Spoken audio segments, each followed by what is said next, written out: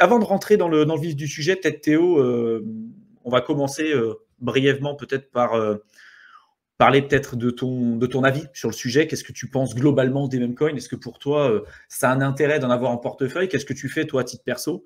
Et quels sont les points positifs et négatifs que tu vois sur ce genre de projet, quoi? Ouais, c'est parti. Donc déjà, commencer par dire aussi que je suis un peu malade, donc si je suis pas autant lagnac que d'habitude, c'est normal. Donc voilà, petit disclaimer avant de commencer. Donc sur sur ces mots-là, on va partir sur le meme coin.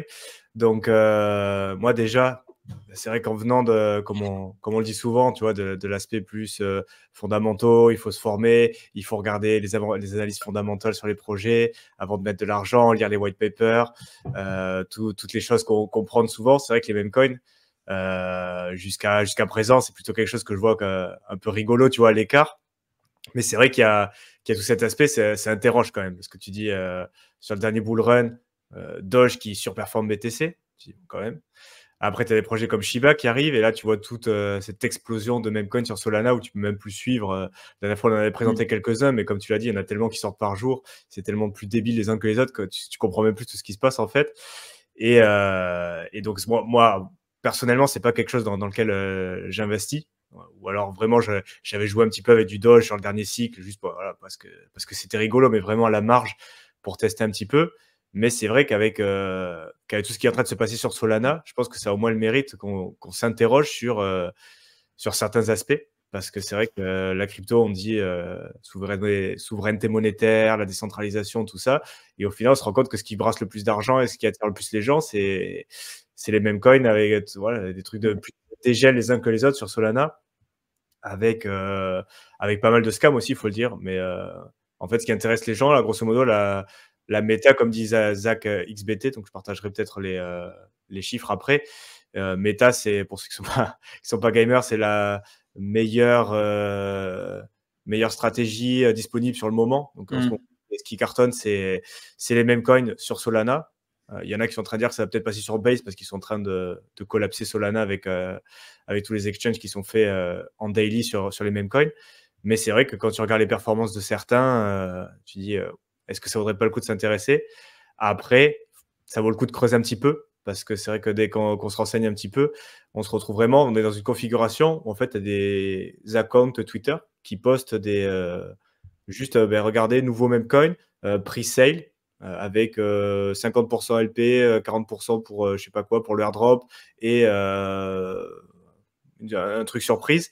L'adresse Sol, envoyez ça, et les mecs, ils lèvent des millions comme ça, avec certains qui font le parallèle avec la wave des ICO en 2017, où vraiment les gens, ils postent un tweet avec un pseudo inconnu sur Twitter et ils arrivent à lever 10 millions, 20 millions de dollars en Solana, parce que les gens ape là-dessus, ils jettent leur Solana à des comptes Twitter anonymes, inconnus, ou alors parfois connus pour des scams. En fait, les mecs, ils se cachent même plus, ils balancent des trucs, ils brassent tellement d'argent, en fait, ils prennent même plus le temps de créer des nouveaux comptes Twitter, ils reprennent des anciens, ils rebalancent des adresses, et les gens, ils continuent d'envoyer des trucs. Donc, tu te dis, ça pose quand même question par rapport à l'écosystème crypto, parce que pourquoi les gens font ça, en fait, tu vois? Je me demande vraiment comment ils arrivent à lever autant de capitaux, alors que tu vois, il y a des projets sérieux qui vont sur des salons, qui parlent avec des VC pour essayer de lever d'argent, et les mecs, ils leur disent non, on ne doit pas te donner d'argent et tout.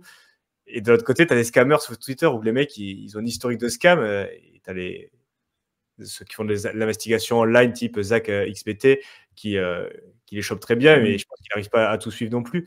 Et en fait, les mecs, ils ont un historique de scam. Enfin, le mec, ils viennent scammer 3 projets, ils en lancent un autre et ils lèvent des millions. Mais tu vois, c'est comment ça se passe, quoi. Donc, en fait, moi, je pense que ça touche au cœur profond de ce sur quoi on essaie de mettre les gens en vigilance sur la crypto. Hein. C'est le fait de gagner, de rechercher absolument le gain rapide en recherchant le moins possible les projets et en se disant tiens, je veux devenir riche rapidement avec très peu d'argent. Les mêmes coins, ils répondent vraiment à ça. Hein. Tous ceux qui sont toujours en train de dire je cherche le prochain Bitcoin ou le prochain Ethereum ou le prochain projet prêt à exploser, c'est toujours ça. Hein. On l'a vu, hein, en tant que créateur de contenu, les sujets qui fonctionnent les mieux, c'est toujours ça. C'est voilà, quel est le prochain projet qui augmente, et quand ce projet-là a augmenté, imagine qu'il a déjà fait un x2 ou un x3, tu auras déjà d'autres vidéos qui vont dire ça sera le prochain projet par rapport à celui qui a déjà pumpé. Alors que ça se trouve, on en est encore qu'au tout début, tu vois.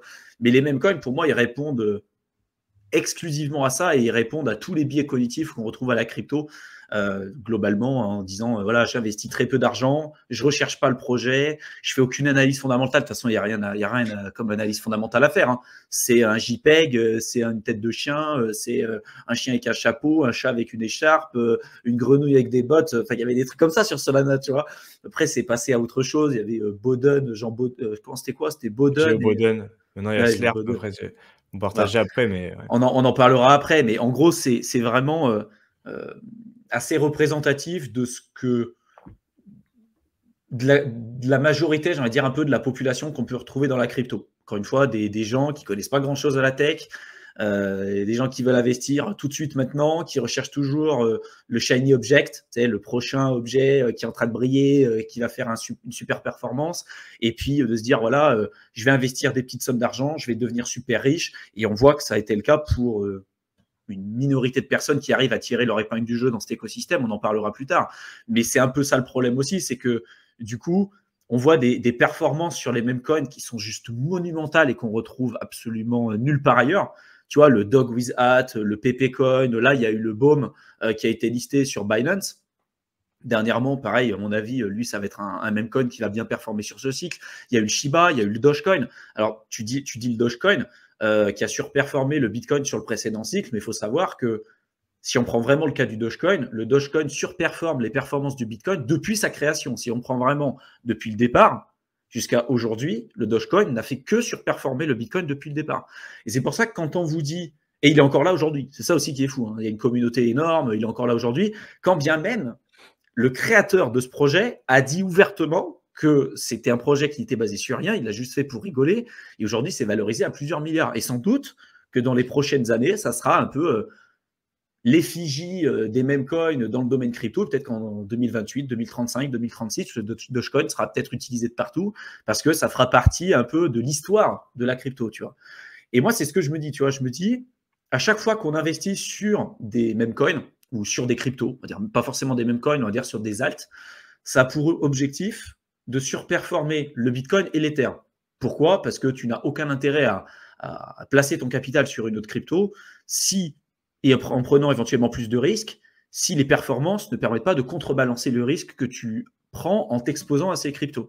Donc l'objectif d'aller sur des altcoins, autre que le Bitcoin, enfin autre que l'Ether principalement, c'est vraiment de surperformer à la fois le Bitcoin et l'Ether.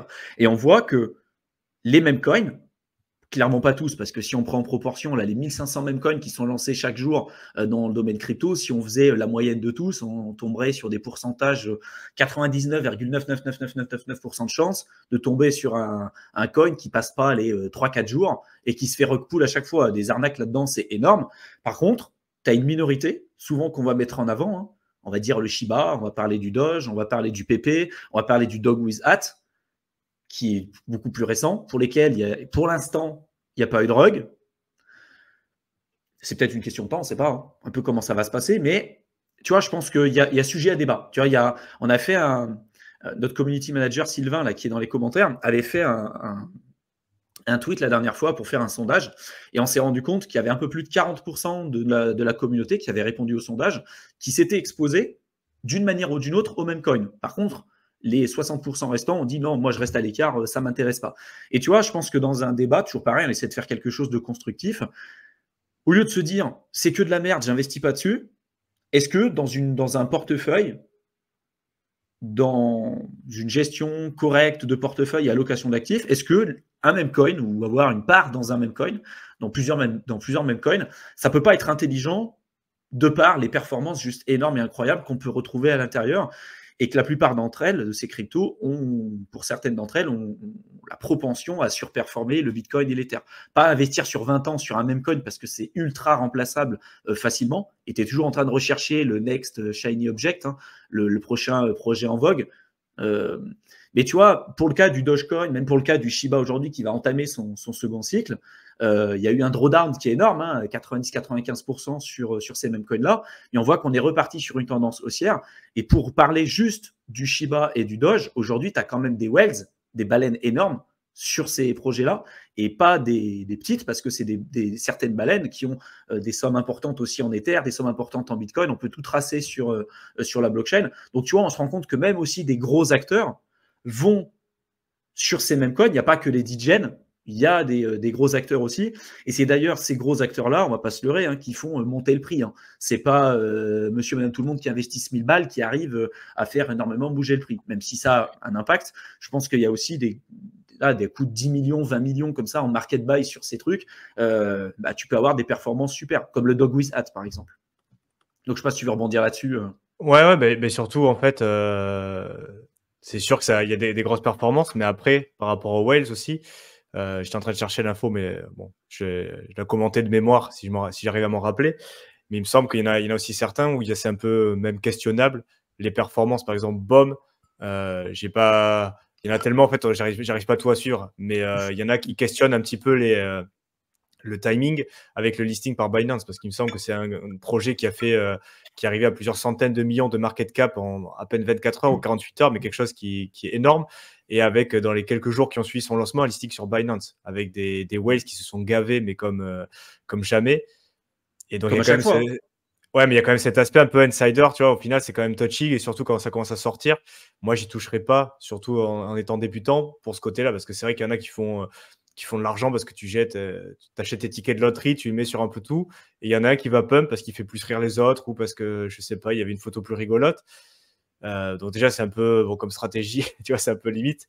Mais en plus, tu as tout cet aspect insider et scam que tu peux pas prévoir, en fait, sur tous ces nouveaux projets. Il y a tellement de trucs qui se passent, et c'est sûr qu'il y en a qui vont avoir des tickets loterie gagnants, mais je pense que la grande majorité, et ça, c'est quelque chose qui n'est pas trop sur Twitter, c'est les 95% de gens qui ont acheté des tickets, qui se sont fait rug, ou alors qui ont vu le truc pumper, et même pas 48 heures après. Là, j'ai regardé les trucs, ils sont fait rug en moins de 12 heures. Donc le truc, il lance, il pump, le mec, ça rug, et puis voilà, tu passes au suivant.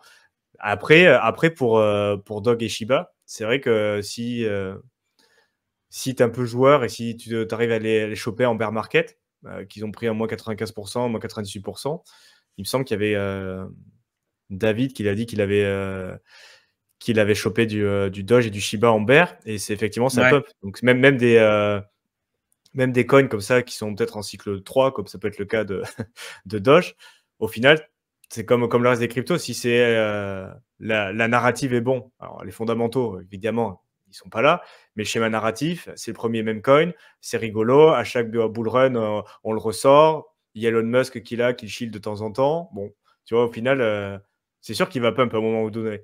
Si tu arrives à le choper dans sa période où il s'est fait rect à 98%, un coin comme ça, tu peux espérer qu'il fasse des performances. Après, il n'y a rien de sûr. Mais au final, tu te dis, pourquoi pas, sur une petite partie, tu te poses question, quoi. Moi, c'est pas forcément En fait, quelque chose ça te pose question sur des cryptos, comme on l'a dit, hein, sur le Doge, parce que c'est clairement le plus vieux. Et aujourd'hui, tu vois, tu as Elon Musk, dès qu'il fait un tweet, on sait qu'il aime bien le Doge, donc à chaque fois, tu as des bougies énormes à chaque fois qu'il va en parler. Puis c'est un projet qui a depuis 2014, tu vois, donc tu as quand même un certain recul.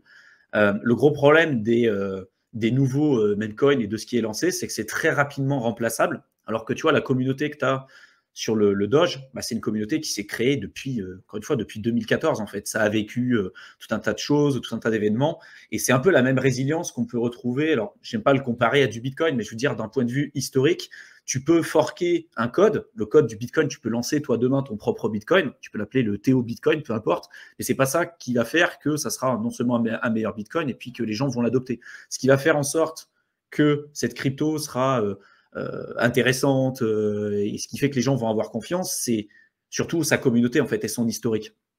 Et c'est ça en fait que je me dis, tu peux forker un projet, tu peux pas forker sa communauté et surtout son historique, tu vois. Et c'est là en fait où je me dis, tu vois, sur le Dogecoin, alors tu as une inflation qui est énorme aussi, hein, sur le Dogecoin, je sais plus combien c'est, je crois que c'est 10 000 tokens par minute, je sais plus combien c'est énorme l'inflation qu'on a là-dessus, mais mine de rien, si on est là pour faire de l'argent, et ce qui est le cas de 99,99999% des gens, avoir du Dogecoin sur son portefeuille depuis 2014, vous auriez surperformé le Bitcoin de je ne sais plus combien, mais c'est énorme. Et en comptant les bear markets, en comptant tout ce qui s'ensuit. Et ça a été le cas sur le cycle précédent, ça sera à mon avis le cas sur ce cycle-là. Il y en a qui parlent du Doge à plus d'1 $, ce cycle, et sans doute qu'on y arrivera, tu vois. Et peut-être que dans 10 ans, 20 ans, le Doge sera encore là, parce que ça fera partie un peu de la crypto-monnaie populaire. Et je pense que c'est ce qui a popularisé d'une certaine manière aussi la crypto aux yeux du grand public. Parce qu'il y en avait certains, je crois que c'est Exlover qui dit il n'y a pas forcément de fondamental, on est clairement sur 100% sur la psychologie de foule. Il faut savoir qu'on est très très peu globalement dans la crypto à s'intéresser au phénomène cypherpunk, à dire faut protéger vos clés privées, etc. etc. Quand on dit séparer les comptes pour aller sur la DeFi, quand on parle de MetaMask, quand on parle de pool de liquidité et tout, vous avez déjà perdu 99% des gens qui sont pas dans la crypto aujourd'hui. Et je pense que Doge, en tant que tel, à attirer plus de personnes en crypto qu'énormément d'autres projets. Tu vois, tu prends même des gros projets comme Cardano, Avax et toutes ces blockchains-là. C'est déjà pour s'intéresser à du Cardano, pour s'intéresser à de l'Avax, pour s'intéresser même à du BNB, faut déjà être dans la crypto en fait. Tu vois, faut déjà rentrer un peu à l'intérieur. Pour ceux qui sont dans la crypto, je pense que a priori vous connaissez ces projets-là. Mais pour Monsieur et Madame tout le monde, je ne suis pas persuadé qu'ils aient déjà entendu parler d'Avax. Par contre, du Dogecoin, je suis persuadé qu'ils en ont déjà entendu parler d'une manière ou d'une autre.